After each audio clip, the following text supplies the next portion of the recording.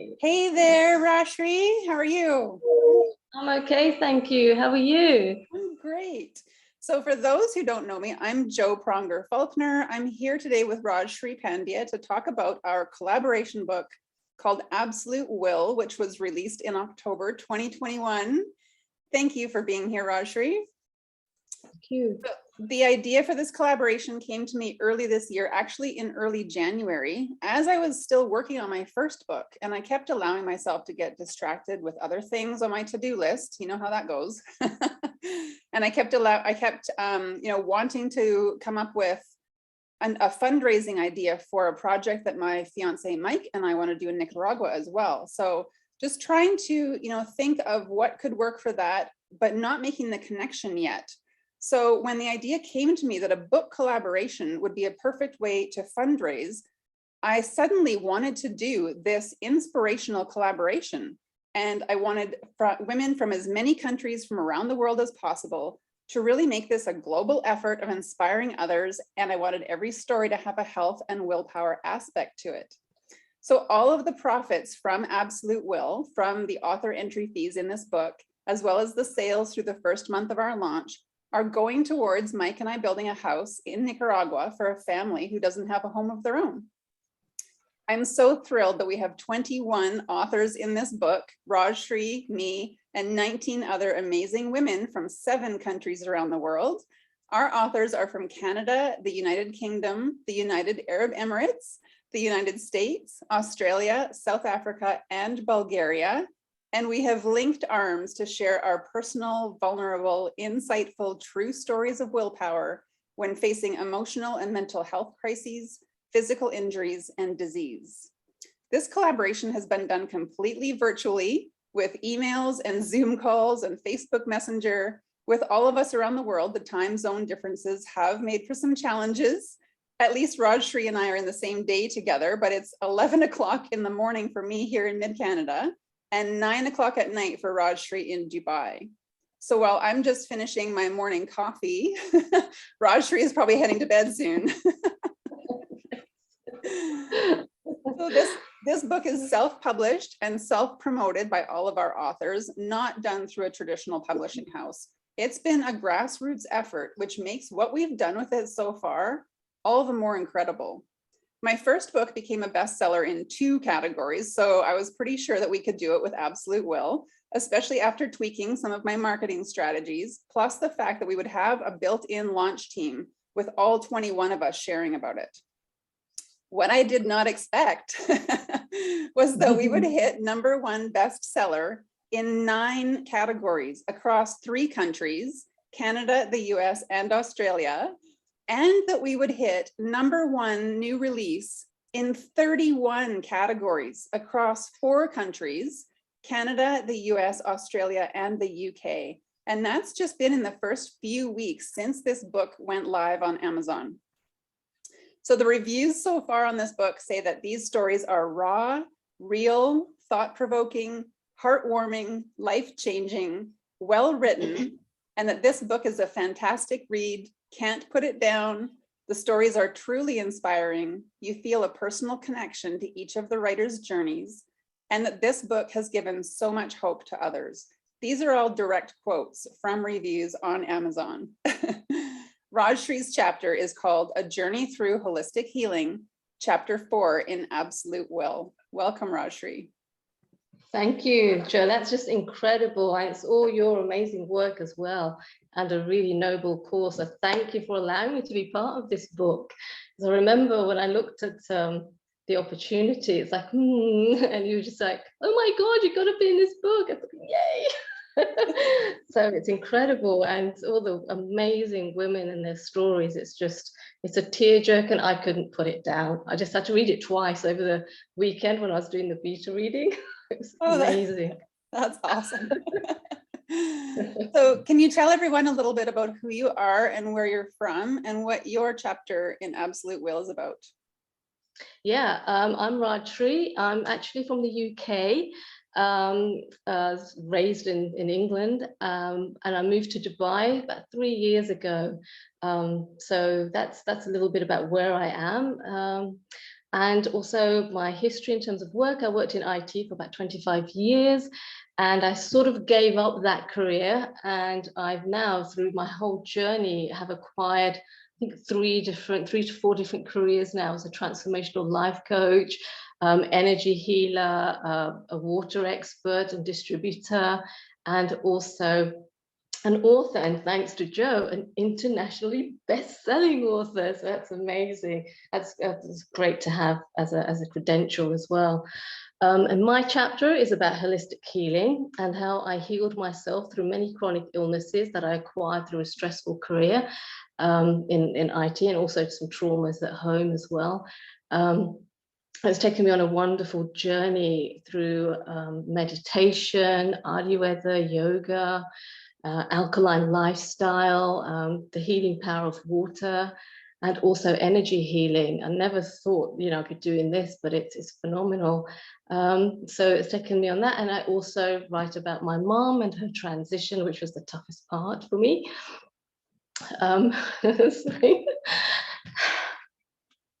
That's all right. So that's part of your story too, is that how, what happened through dealing with your mom's passing as well. Yeah, and it's about the physical journey, the physical healing journey, and also the emotional healing journey, and moving up an emotional scale from the anger, the grief, the regrets, going on to courage. There's anger and revenge, because I had many revenge fantasies throughout that, and also to courage, acceptance, forgiveness, and sort of moving up. So yeah, that was the toughest part. And through this whole journey, I've certified in different healing modalities, not only for myself, but also for other people. And I've learned about things like the Akashic records and taking Akashic record journeys and rescripting and healing.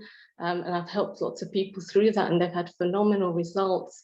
And I've also learned about releasing. That's helped me move up the emotional scale as well, through amazing teachers like Christian Michelson. So that's instant miracle mastery, peace process, ultra high frequency energy healing, muscle testing, and also I'm actually taking a course right now with the Sedona method. So that's remarkable. All of those things actually help. So I've now, in IT, I was doing architecture, so I had lots of IT tools. Now I seem to have lots of healing tools under my belt as well, through all of the physical healing and also the emotional healing. So I feel like I've gone from architecting and programming IT systems to now helping people architect their whole lives, to a life that they love living, and also reprogramming their subconscious mind to allow them to manifest what they want, so it's quite a weird transition, but it's still, still tapping into some of my old skills to do that. I love that you've gone from architecting in IT to architecting, helping other people build their lives that is such a cool metaphor. I just love that. Yeah, I started writing a book, the IT geeks path to healing. So all sorts of IT metaphors, so people from that background can actually understand, that would be a good idea. Future. That would be a fantastic idea. Yes. So, and your chapter 2 talks about not only the emotional things that you went through, but actually you had some pretty serious physical things going on as well that you've been able to come throughout your whole, through the modalities that you've talked about, and figuring that out for yourself. So that's just so incredible, that you've gone from feeling sick and tired and in pain to now like living this totally different life. Yeah, it's really funny because through all the learnings, I actually realized what had happened. I'd come from this wonderful yoga retreat and I was completely aligned. And then I obviously went back to work, and one of my friends at work had a very, some sad news about his sister. She had a bad diagnosis, cancer, and we sort of went out drinking. and I drank more than I'd ever drunk before. And now I know I just had I've put my body in oxidative stress, so acidosis, because I had 3 glasses of Pimm's and lemonade. Usually I'd have 1. So I realized, the danger of drinking soda is pH 2.5, and you're putting battery acid in your body. So after going through a wonderful cleanse, I completely destroyed that work by doing that. And originally I thought it was the retreat, because I thought I drink, but I'd never drank that much in my life. I never had 3 big glasses of lemonade with Pimm's in there. And it's just like, yeah, so that was the thing that caused all the issues. And it takes a long time for your body to start recovering. So yeah, and learning all the alkaline lifestyle stuff, I realized that that was what actually happened. Now I won't touch soda anymore. And yeah, That's just, it's fascinating, because so many people don't realize what we put into our bodies, every day is what it's really doing on the inside. Yeah, yeah. So it's I like think that we can, sorry? It's keeping a good balance. And, we're born alkaline at 7.36, and then we destroy ourselves by all the acidic foods and liquids, and the air is oxidizing. So it's like keeping ourselves keeping our pH balance at the right level to stay healthy, Absolutely. And it can make, such a difference. So I think that we connected on Clubhouse one day, didn't we? Is that how, I'm pretty sure that's how we met. I don't know, because I saw your post. I don't know where it was, because I don't know that I'm a member of Clubhouse, but I did see your post and I just jumped on it. It's just on Instagram. Yeah. I was sure it was Clubhouse, but anyway. So, it was on Facebook. Was it? So when you first found out about the collaboration, what made you decide to jump in? It was kind of a no-brainer, because I started writing my own book, and I wanted it published in September, and your time, and I knew I wasn't going to get that, because I kept swapping and changing it and brain dumping lots of stuff into it. So your opportunity popped up, and it was September, and one of my acquaintances in Dubai, she had done a co-author work as well. And that she announced that in January, and I was like, oh my God, I'd love that. It took me 6 months to manifest, but that's, it popped up, and I thought, that's it, I've got to do that. And when I looked at the categories, I thought, oh, the one that I wanted to go for may not be available. So I wrote to you, and your response was so amazing and supportive. Thank you.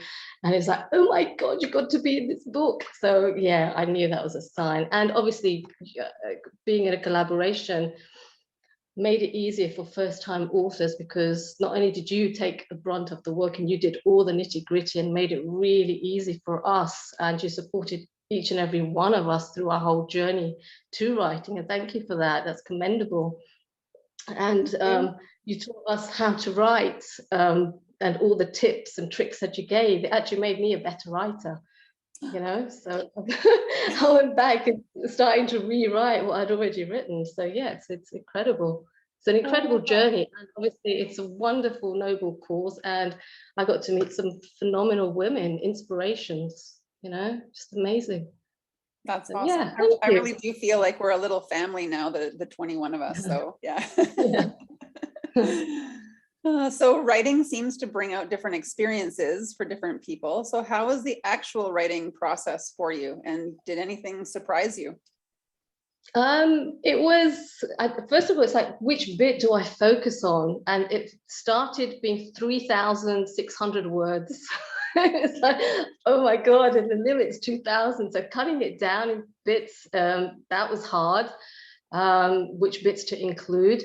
And doing the repetitive stuff as well, going over it again and again and again. But it's good, as you advise, take a break from it for a few days and then come back. So that was very good advice.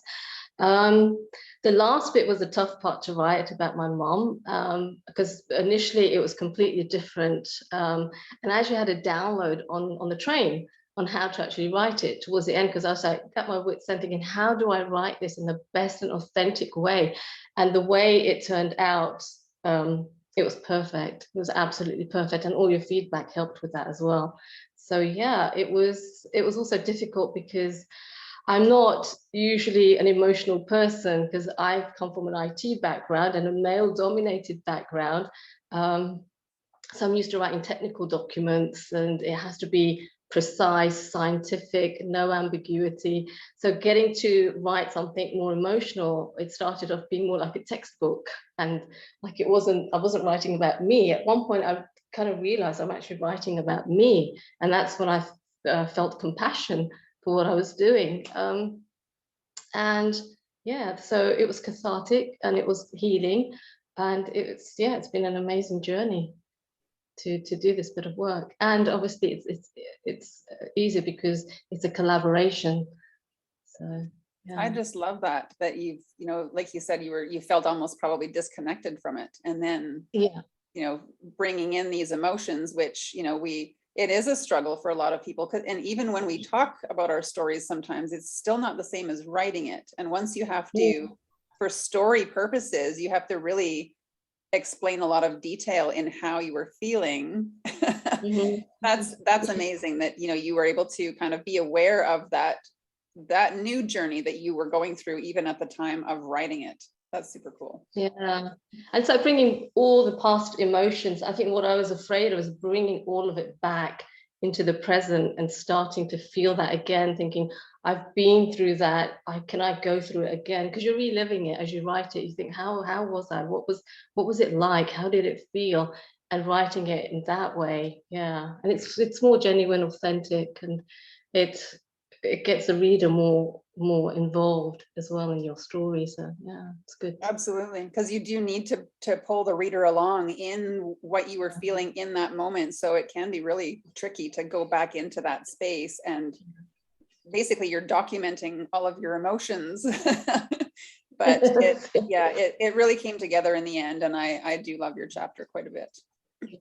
Thank you. It's So funny, sorry, I had a technical friend of mine read the chapter, and he was like, oh, it's all very emotional. What about how? What's the details of the how? And I think, yeah, I would have been thinking that way a few years back, yeah, So exactly. So we really wanted to focus on the emotional part of it for this book, for everyone's stories, and with a little bit of the how, but then everyone can reach out to the authors afterwards and get a lot more detail in all of the different ways that that the authors have now gone on to live their best lives. So you mentioned that you also have your own book coming out in the near future. So based on these experiences of writing your own book and writing this collaboration, do you think you'll be writing more books in the future, or want to be in another collaboration at some point? I'd say both. Why choose when you can have both? It's like, yeah, I think both would be really, really good. Writing my own book, getting it out, then I have some more ideas about future books. Collaboration would be great because it's an easier path, and you've got lots of other people involved in it, and you don't have to go through it alone. So yeah, it's been an easier journey. And if somebody's writing it for the first time, I think collaboration is a great way to go, because it whets your appetite in writing, gives you the confidence to continue doing that. Yeah. So I think it's great. So what's your top piece of advice for someone that might be thinking that they want to become a published author? I would say just do it. Start, even if it's a few hours or maybe even just 1 hour a day. Set yourself a goal every day. I set myself like 2,000 words a day, and it was just brain dump, 2,000 words a day. So I would say start doing it, because consistent action is going to get you closer to that dream of being an author. And everybody has a story, so everybody has a story to tell, and that can inspire other people. You don't know whose life you're going to be touching, so you should do it if you feel the urge. In fact, when I was younger, and even now, I think everybody should write a story. Especially I used to think the elderly should write a story, because they're helping the next generation, and they're helping their families, through their life journey, because everybody has experiences, even if it's for their own family, to pass down their own family history. I was always encouraging my parents to write stories. So I think everybody should do that, because if you don't and you have something to teach somebody, you're doing them an injustice by not doing it.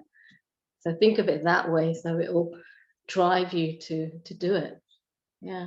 Think of all the people you're going to help, and I would say allow it, let it flow, imagine it, And imagine how it would feel to be a published author, and imagine all the people's lives you're going to be touching just by taking that action. So, yeah. That is amazing advice. I love all of that. And I really like that you mentioned that, you know, for the elderly as well. So what a gift that would be to be able to either help an elderly family member, or for them to go ahead and, you know, write their own story, just to have something like that, because we often don't realize what, you know, our parents and grandparents have gone through. So for people to be able to capture that before we lose our elders would be so amazing. Yeah, yeah. So what else are you up to, and what's next for you? I want to build my transformational life coaching business, and I want to do it in a unique way, because a lot of coaches, they don't have the energy healing part of it. So, I mean, and the transformational stuff, we talk about vibration, frequency, and energy. So I'm actually bringing in the energy healing part so that people can have the experience of what that feels like to raise your vibration. So I want to work on that some more and expand that.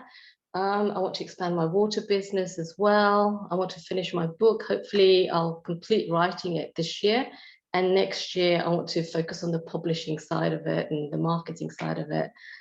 What else? I want to create my website, which I've been stalling on for quite a while. I've done that for my IT stuff in the past and did it myself, but now it's like Facebook will do, you know.